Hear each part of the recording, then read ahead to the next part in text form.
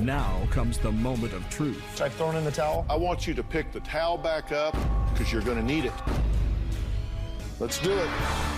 If we're going to do something here that matters, then we got to deal with the truth. Have a good show, everybody. Here we go. If I can help get this family back on track, are you willing to do that? Ready, 3, take.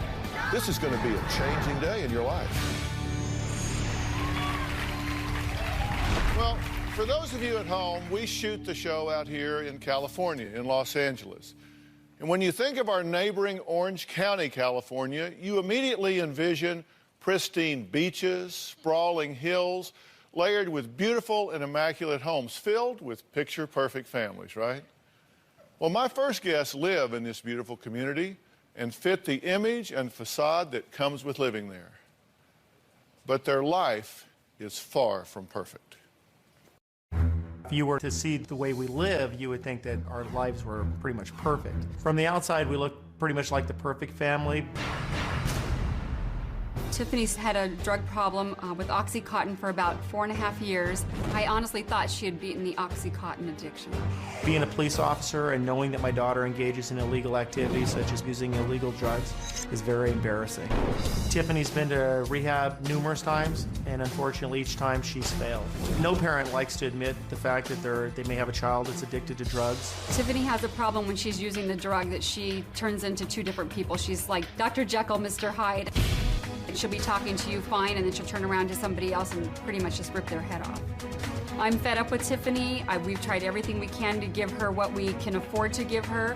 One of my worst fears is coming in and finding Tiffany dead. Look, there comes a point, Ken, Susie, you guys love this girl, right? I mean, this is your daughter, and you love her, and she has had a rough go. She's made some bad choices, and she has to own all of those choices. But I want to be very real about what happens when we're dealing with somebody with a drug history. It doesn't happen in isolation. You are not responsible for her doing drugs. You're not responsible for her doing drugs. That's not what I'm saying at all. But when you have a young person with this kind of history, they don't do it in a vacuum. They do it with their family around them. And your reactions have contributed to it, either positively or negatively. And I want you, before we even start, before we even talk to her, I want you to grade your own papers. If you had this to do over again, Ken, what would you do differently? I think if I had to do it all over again, I'd probably put more of an emphasis or focus in keeping my first marriage, obviously, together. Or staying married to Susie back years ago when I made the choice to leave. Today, I think over the course of the last 4 or 5 years, I've made choices in terms of probably enabling her to do things that she shouldn't be doing, and that's by financially supporting her in ways that I probably shouldn't, giving her money, buying her car, and just a host of other things like that, I suppose. When you say that you have enabled her, that's kind of a buzzword everybody uses, but you get what that means is by you financially.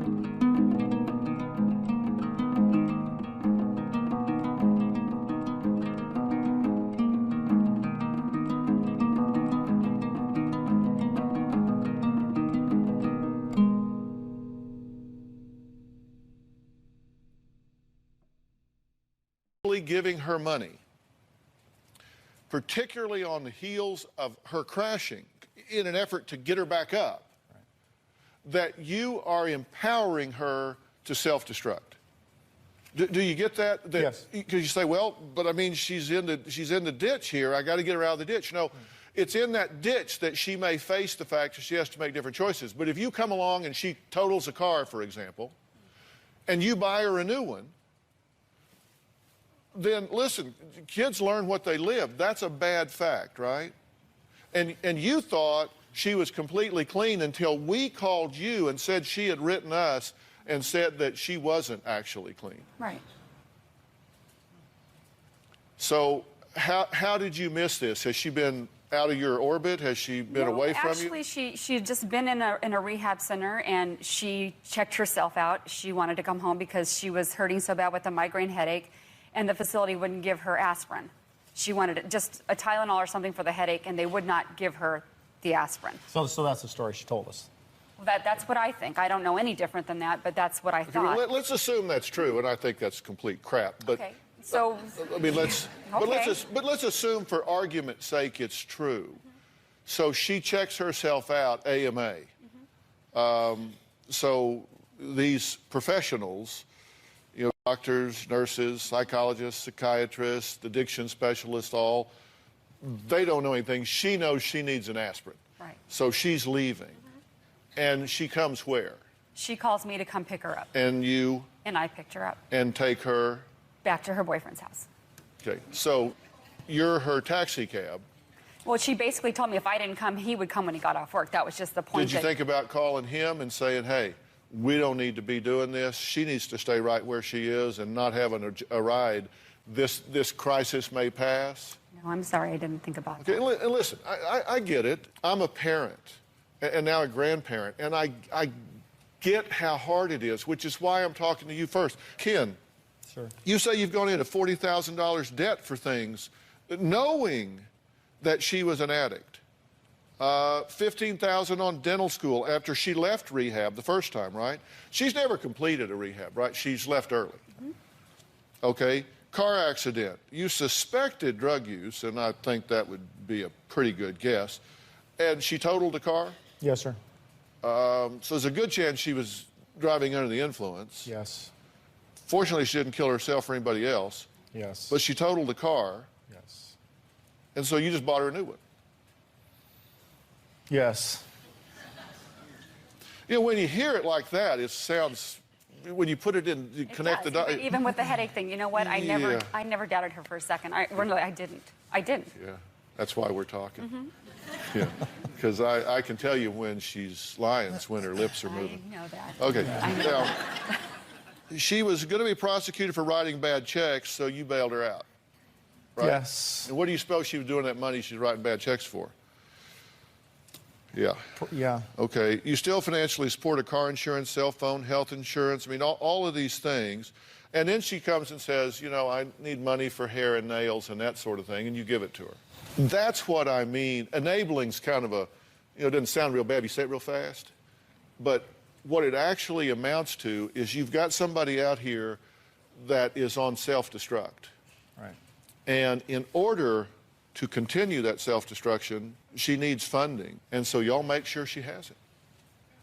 And I have to tell you, that is no different than if you went and bought it for her and gave it to her. Because that's what you're doing. You're just not doing the pickup, but you're doing the financing. And she calls you out of rehab and says, come get me. Mom, come on. Why do you suppose she called you?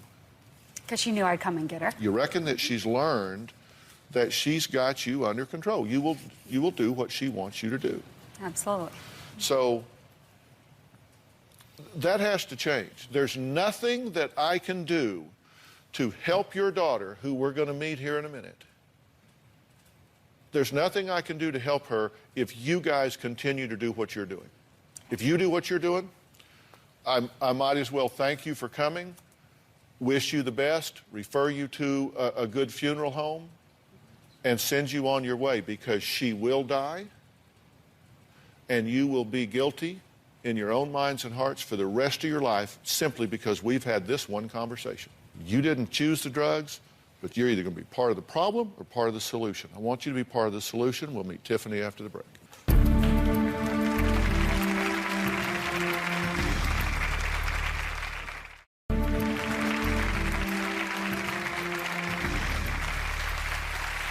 Well, I'm here with Ken and Susie. They are divorced now, but they are the biological parents of a beautiful daughter, Tiffany. She has a history of drugs. Now, they believe that she has been okay and off of drugs until she contacted us. She wrote into us and said, look, I'm living a lie here, and I need help coming clean, confessing where I am, talking about what the truth is. So let's bring Tiffany out so you can meet her and add her to this conversation.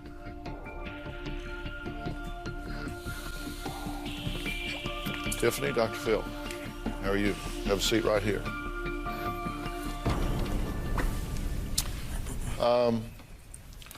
You wrote me a letter. Why now? Why me?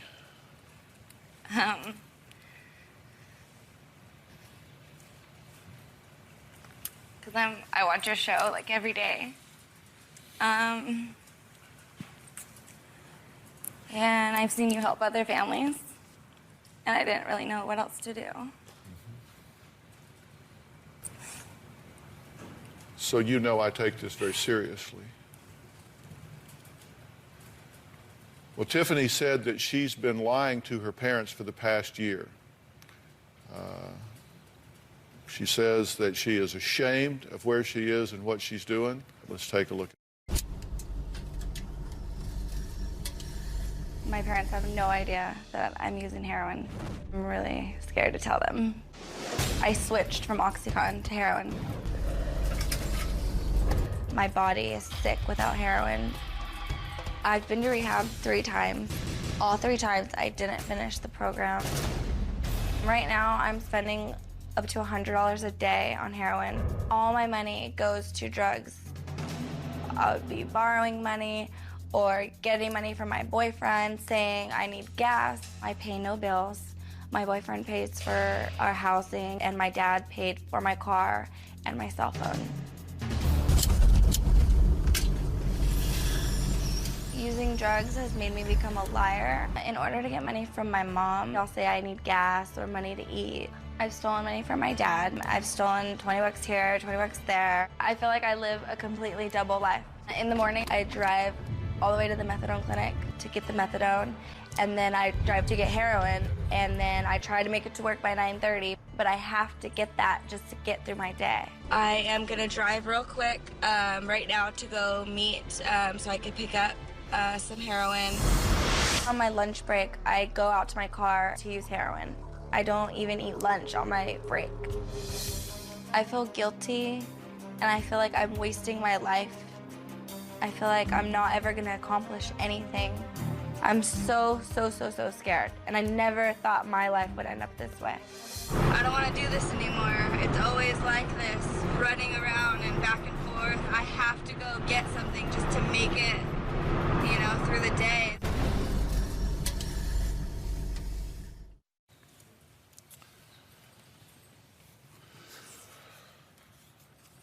So, Dad, share what's in your heart.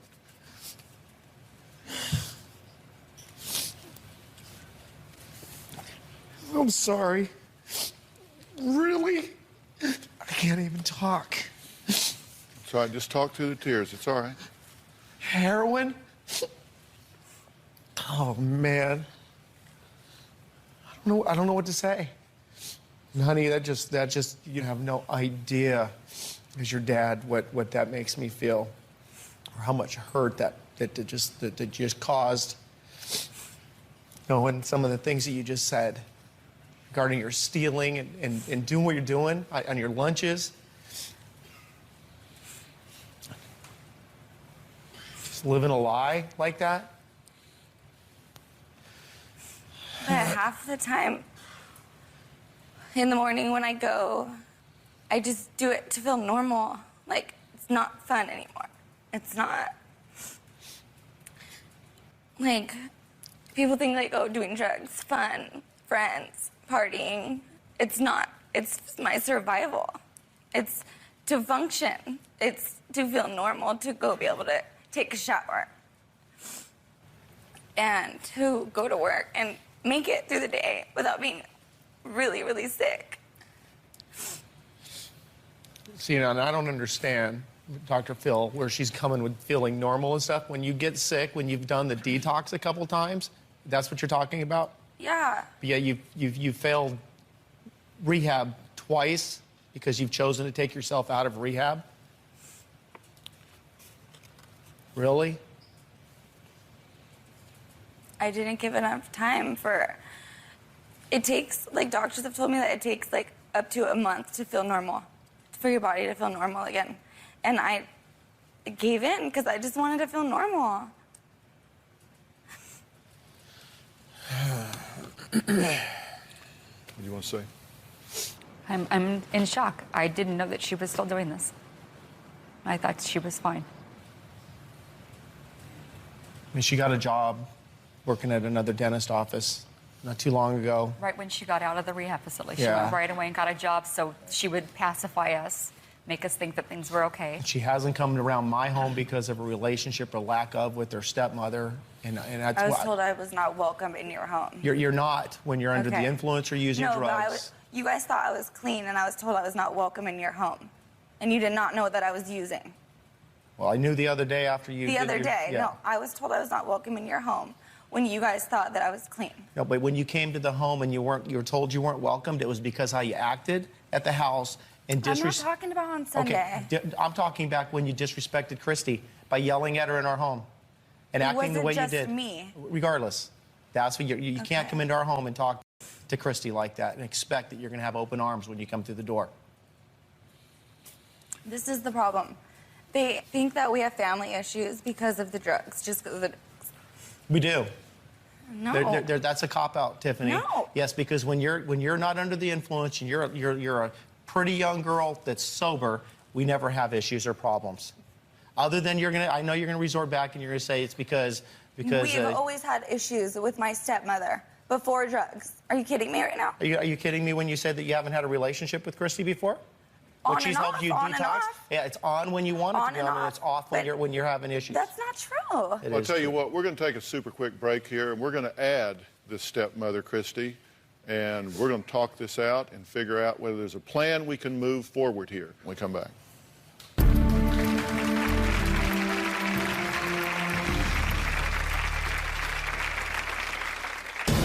I definitely think my stepmom uses my drug use to keep me out of the family. Grow up, Tiffany. If you're not going to care for yourself, then no one's going to care for you.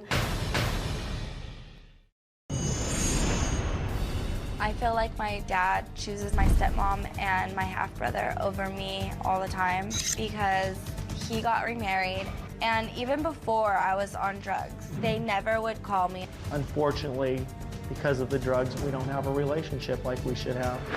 I lived with my dad for a little while. He basically just said, you know, the only way you can live here is if you're clean. He would drug test me, so he knew, and he kicked me out. Tiffany's addiction has had a major impact on my relationship with my current wife. It says on this page that I'm supposed to, at this age, give her a car and pay her cell phone and pay her insurance and make sure she has money in her pocket all the time. My dad tells me all the time, oh, you need to be stronger, and what you're doing is stupid, and you're just weak-minded. I love Tiffany like no tomorrow, but I don't want her in my home unless she's clean and sober. She needs to be locked down. She needs to be taken away from her friends and deal with her issues. Well, Tiffany's stepmother, Christy, says she does not want Tiffany in her family's life and says, and I quote, "It's a sigh of relief knowing Tiffany is not walking through my door to visit." Take a look. Me and my stepmom do not get along at all. I feel like my dad has changed so much. My stepmom has changed him. It makes me hate her. My dad has helped me a lot financially, but if I go to his work to have lunch with him, he won't tell her. Like, it'll be a secret from her because she'll get mad or get jealous. I feel that Ken favors Tiffany over myself, and it's hurtful. When it comes to Tiffany, Ken will put everything on hold for her. I definitely think my stepmom uses my drug use to keep me out of the family. Grow up, Tiffany. If you're not going to care for yourself, then no one's going to care for you. I believe in tough love, and she doesn't like that at all. I think Tiffany has been at the point where she will pretty much do anything that she needs to do to get her drug. Yeah, hate's a big word. You just said, I hate my stepmother. Do you hate Christy? No, I don't hate her. Why did you say that? Because I'm hurt. I feel like I don't have a dad anymore because of her. Christy, what do you think about the relationship you have with Tiffany? Is it strained? Yes. You're happier when she's not there because of what she brings, what Yes. she introduces, and what is that? This is the thing. Hey, let me ask Christy, what does she bring into your home that makes you glad when she's not there? Just Ken and I will argue and fight, negative. It's just not a happy, for the most part, it has not been a happy situation when she's around. Do you resent your father because he divorced your mother and left you?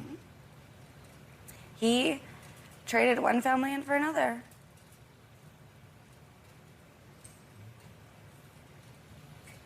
Even before my drugs, she has said, I am jealous of you and your father's relationship because me and my dad weren't close growing up. This was when I was like 14. No drugs. Okay. So we were close. Like, I was the only girl. We're gonna have a different relationship than him and my brothers. It's different, you know? And she's always said that she's jealous of that. If I go have lunch with him, he can't tell her. One time, I was getting my nails done and he was with me and he got a pedicure and he couldn't tell her. Why is that? It's not that I can't. It's not that I can't tell her. You can, but it'll spark a fight, and you avoid the fight because she brings up valid concerns or issues about you when we're together. My giving you money. Did you give her money? And you're right. I have sometimes not been honest with my wife Christy because of our relationship. And I again apologize. She knows. I've given things to you that I really shouldn't do. Both your mom and Christy have said, you know, why? Why are you doing these things for her? That she can be like, oh, I believe in tough love, like. Obviously, like, she's been right though. Okay. I mean, but it's like, I feel like I have a mom, I have a dad. Like, I don't need another tough person on my case every day. Like, well, you can be my stepmom, and she's like, I want to be your friend. Problem is we haven't been as tough as Christy. No, but I'm not gonna.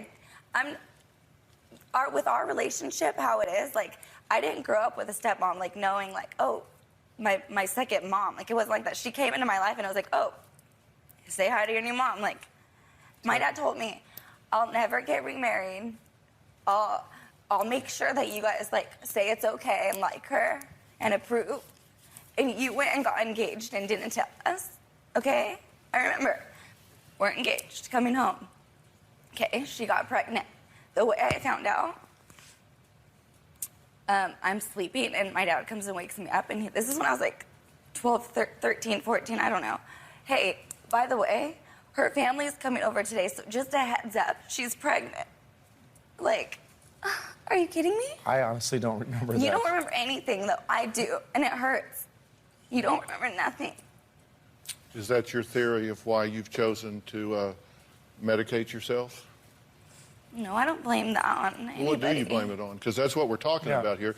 The fact is you are a heroin addict, and you did heroin today, correct? This morning. You've done heroin this morning before you came here. I'll be right back.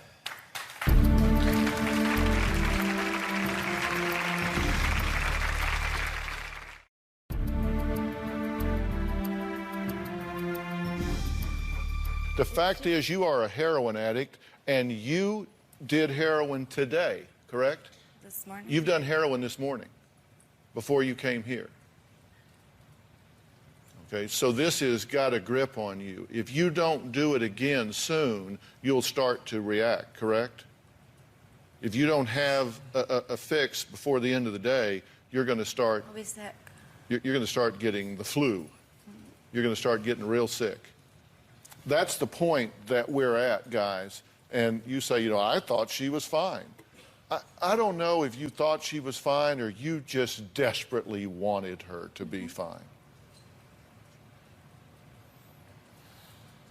But she's not fine. And there's a lot of family that goes into this.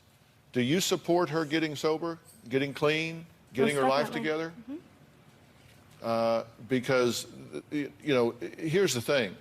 When you're a heroin addict, you kind of lose all credibility on everything else. But when you take that away, there are going to be some family dynamics here that are loose ends and ugly.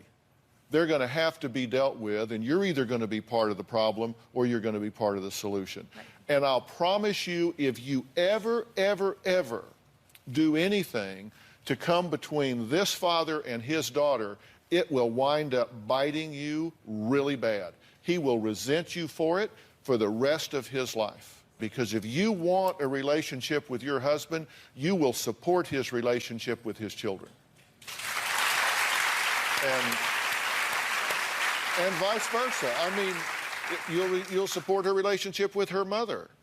And you will support her relationship in treating his current wife with dignity and respect. Whether you like her or whether you don't, I don't know how y'all get along. I don't really know of one thing in this family that's working well right now. It's just like we're in denial here. It's just like look straight ahead and there are no problems on the sides, but there are.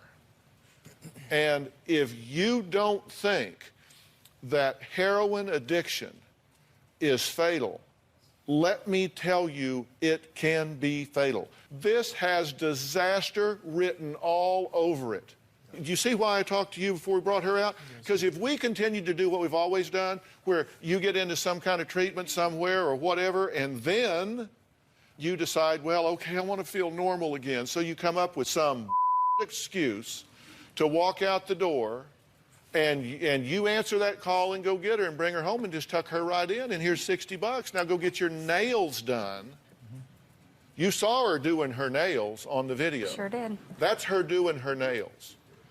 Do you not resent her using you and playing you for a fool all this time? She knew you loved her. She knew you were committed to her, and she used that against you to deceive and betray you. Your mother has said, and I quote, I will drop everything, and she emphasized everything, if she needs me. 100% accessible for her. I want her to know I love her. And you know that, and you use it to stab her in the back, and shame on you for doing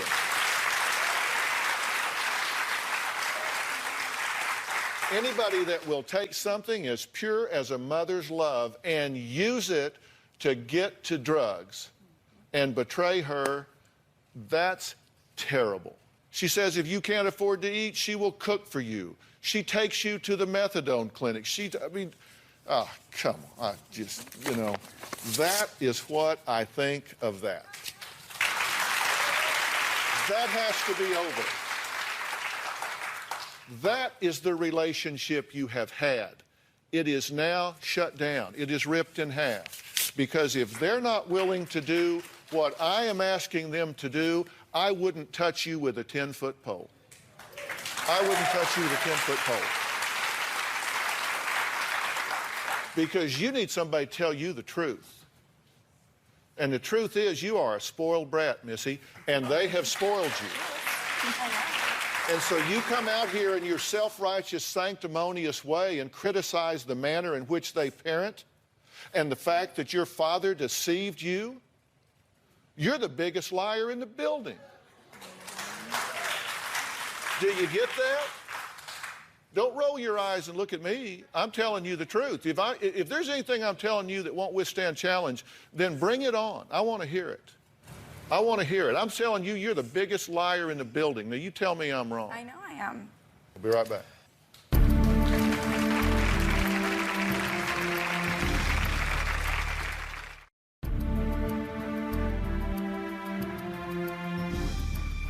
You're the biggest liar in the building. Do you get that? Don't roll your eyes and look at me. I'm telling you the truth. If there's anything I'm telling you that won't withstand challenge, then bring it on. I want to hear it. I want to hear it. I'm telling you, you're the biggest liar in the building. Now, you tell me I'm wrong. I know I am. Well, then why are you rolling your eyes like some entitled little brat? I wasn't rolling my eyes. Oh, okay. Does it seem like I know an awful lot about y'all's family? Sure does. Do you know why I do? There are two reasons I know. One is y'all have been very candid and forthcoming. And the other reason that I know so much about you is it's like looking through a picture window. It is so transparent. Lassie could figure this one out. You buy her a car after she totals it on drugs. Dad, come on. You've got to know, when you look at that, 20/20 hindsight, as they always say, you look back at that, you think, you know what, I just loaded the gun and gave it right back to her, right? Yeah. You know, I don't have any excuse for it other than, you know, you don't need one. Yeah. What you don't need an excuse because you love her. I get that. I do. And I respect y'all as parents. I do. Which may sound funny because I'm saying you're doing so much wrong, but your intention is good. But you are so misguided. And do you see, no matter what I was to do with her, if you continue to, I'm accessible 100%, just call me. I'll pick you up. Hungry? Let me fix you something. Here's $60. You know, go do this. Need a new car? Here you go. No problem. Steal from me? I'll look the other way. There would be no reason in the world for me to do it. Right. You see, I take a very different approach to this than you do. My approach is that you call a spade a damn shovel. And I'm saying that this is a spoiled, entitled heroin addict that expects you to bail her out and let her abuse herself in a way that is life-threatening. That can't happen. It cannot happen. And if you can't come over to my side in the way this is handled, then there's no pointing us going forward. And we're there. Trust me. On your side. This. Don't know what else to do, Dr. Phil. That's why I'm here. I mean, I think I mentioned I've thrown in the towel. I don't know what else to do for my daughter. I want you to pick the towel back up and put it around your neck because you're going to need it. You're going to need it. I need you. You're a cop. Yes, sir. I need you to bring the professional skepticism to this that you would if you picked up one of these people's kids. And you know what? If you love her, and I know that you do, and I believe that you do as well. I think you've come to know this child, and I think you love her. She needs to know that this is the last time around the track, that you're not going to do this with her anymore. Right. And so I'm going to tell you what I'm going to do. I'm going to dismiss y'all right now. I want you guys to go back to the green room without me. And I want you to have a conversation among yourselves back there. And you're either going to come back out here and tell me that everybody's on the same page here. No more coddling this kid. She goes where she needs to go for however long she needs to go, and she has to do whatever she has to do. And let me tell you something. It ain't some 28-day wonder.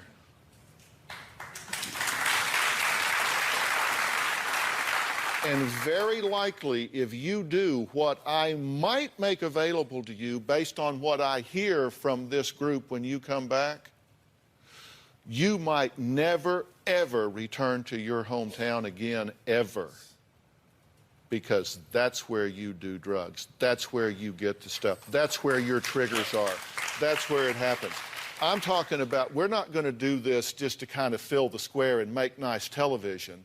I'm saying you may wind up living in Eugene, Oregon, or Paris, France, I don't know, but you won't be back where you threaten your own life with drugs every day. Your life as you know it is going to change dramatically, or I want no part of this. I want no part of this if we're not going all the way. And so you guys, I'm not going to waste the resources. I want you guys to go back. Bones, AJ, I want to take these guys back. We will shut this show down and let you speak as a family. And we're just going to take a big, long break until you get back.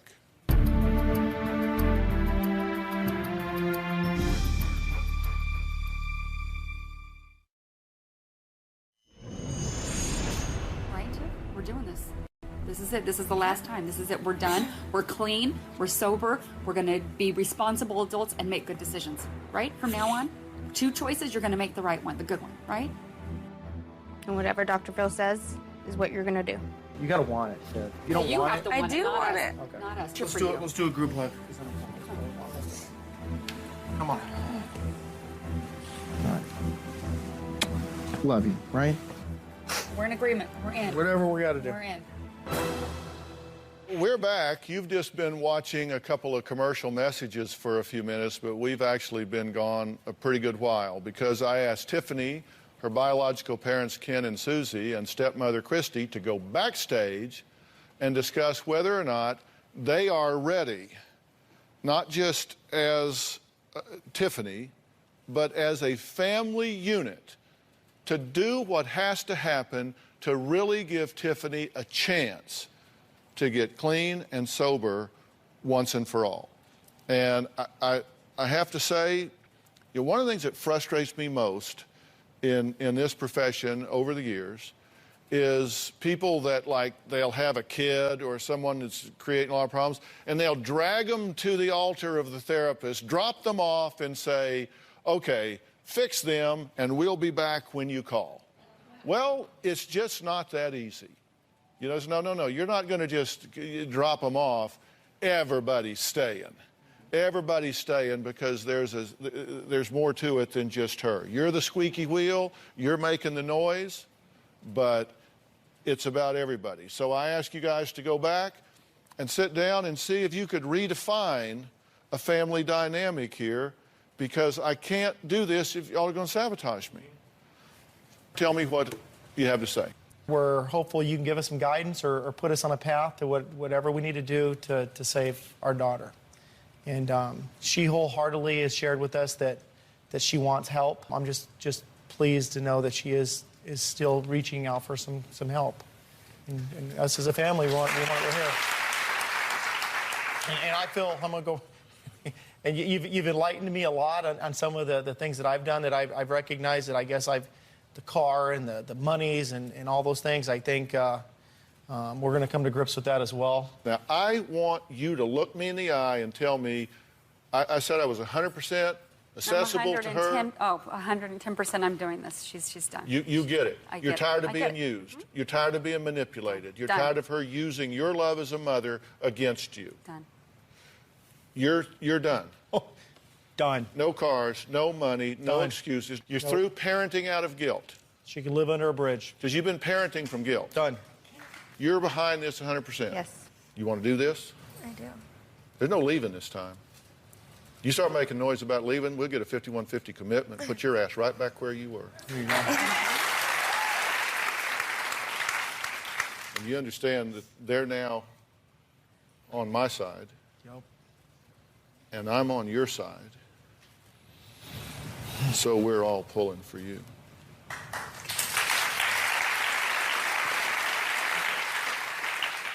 I have what I believe are the best people in the country to do this. Rich, women, stand up if you would. I've worked with Rich for a number of years. He is now, he's part of our team here. And he guides us and gives us input on placements and where people need to be and that sort of thing. Because we have to be the only television show in the history of television and on the globe that does this for our guests. I mean, we have a 100% resource program. Whoever comes on our show, I'm never under the impression that I'm doing 8-minute cures up here. I don't think I've cured your family dynamic. What I've tried to do is be a compass for you, an emotional compass that gives you a wake-up call, gets your attention, and points you in the right direction. And then I'm going to provide, through their help, resources to empower you as a family to be a positive instead of a negative in this. Sit on with both hands and you do this. Velvet, stand up if you would. This is Velvet Mangum. She's here. Velvet is the CEO and founder of Safe Harbor Treatment Center for Women. Velvet, your facility is going to meet her on many different levels, not just detox and addiction, but all of the issues that particularly women face in dealing with this. Talk about that a little bit. Absolutely. There's a long process to recovery, and it begins with admission, and that's what this family's done today. You are burning the bridge behind you right here, as scary as that is. We've done this before. Okay? All right. Deal. We'll be right back.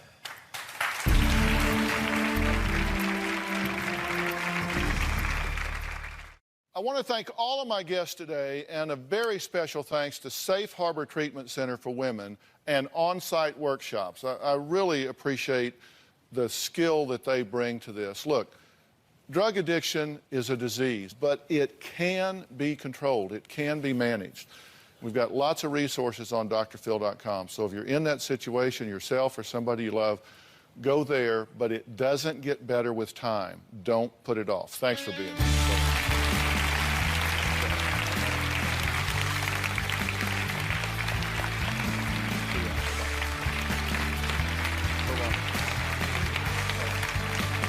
Thanks so much. Bye-bye.